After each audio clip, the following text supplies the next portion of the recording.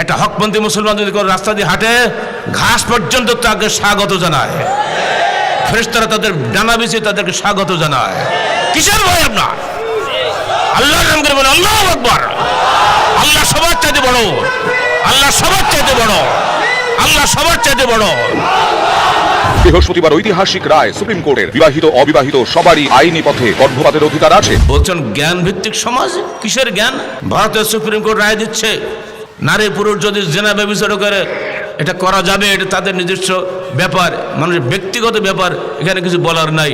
যেই কয় supreme court. অবিবাহিতরাও গর্ভবতী হওয়ার 20 থেকে 24 সপ্তাহের মধ্যে গর্ভপাতের আবেদন করতে পারবেন। আমেরিকা সুপ্রিম কোর্ট বলছে সমকামিতা চলবে, গর্ভপাত আইন চলবে। ইসলাম বলছে যখনই নিচে ভিতরে গর্ভ সঞ্চার হবে, সন্তান আসার জন্য জীবন আসবে, তার মধ্যে ওই সন্তান হত্যা করার ক্ষমতা কোনো মুসলমানের নাই, কোনো মানুষের নাই। অর্থাৎ বাংলাদেশের সুপ্রিম কোর্ট আমেরিকা সুপ্রিম কোর্টে ধিক্কার দিয়ে বাতিল করবে, বাংলাদেশের সুপ্রিম কোর্ট কোশ্চেন করে তার তোয়াক্কা করবে না। আহলে হাদিস আন্দোলন বাংলাদেশ, আসুন পবিত্র কুরআন ও সহিহ হাদিসের আলোকে জীবন গড়ি।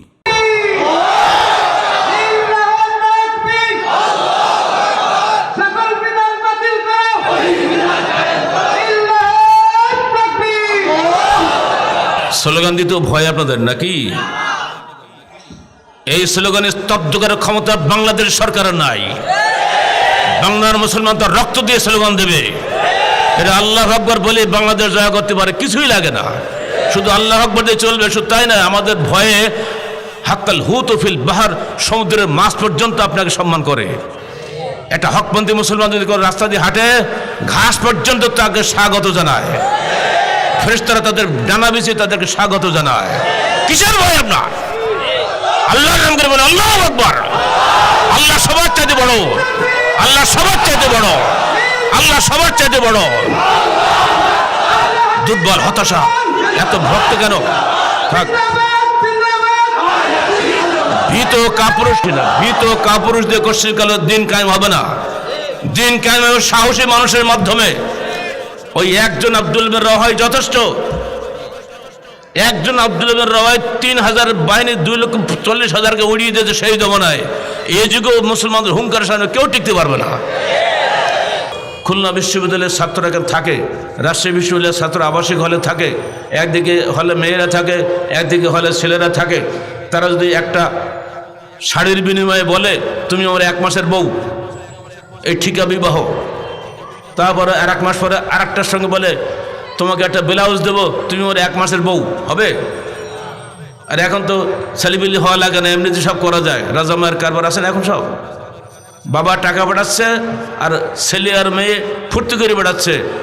এই ফতোয়া এখন পর্যন্ত ইরানে চালু আছে। এটা মক্কা বিজয়ের দিন রাসূলুল্লাহ সাল্লাল্লাহু আলাইহি সাল্লাম কিয়ামত পর্যন্ত হারাম করে দিয়ে গেছেন, আর কখনোই এটা হবে না।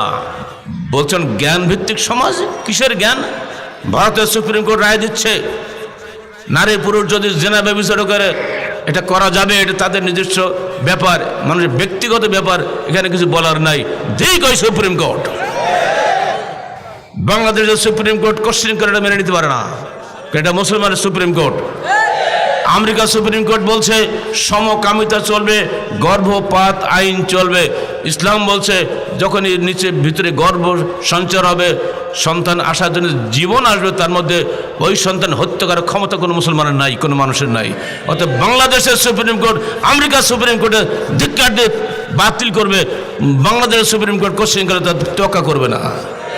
অথচ বাংলাদেশের সুপ্রিম কোর্টের সামনে বানাইছে কি গ্রিক দেবী থেমিসের দেবী। সেই নাকি ন্যায় বিচারের প্রতীক বর্তমান পৃথিবীতে।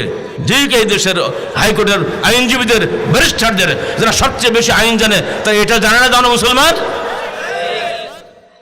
5 বছর 17 দিন পরে সেই থেমিস দেবী মুসলমানদের স্লোগানের আর মিছিলের শেষে গেল চলে, কিন্তু 18 দিন পরেই রমজান মাসে তারাবির সময় গোপনে পালিয়ে পুলিশের প্রহরায় আবার সেটি উঠানো হয়েছে, হাইকোর্টের অ্যানেক্স ভবনের সামনে আবার খাড়া করে রাখা হয়েছে। আমরা তাকে বলে দিয়েছি হাইকোর্ট সুপ্রিম কোর্ট এলাকায় সমস্ত মূর্তি হটিয়ে দেন। যে ঘরে মূর্তি থাকে, যেখানে ছবি থাকে, সেখানে রহমতের ফেরেশতা প্রবেশ করে না। রসুলের হাদিস মওজুদ, অত আপনি হাদিস অনুযায়ী কাজ করুন, আল্লাহ আপনার উপর রহম করবেন।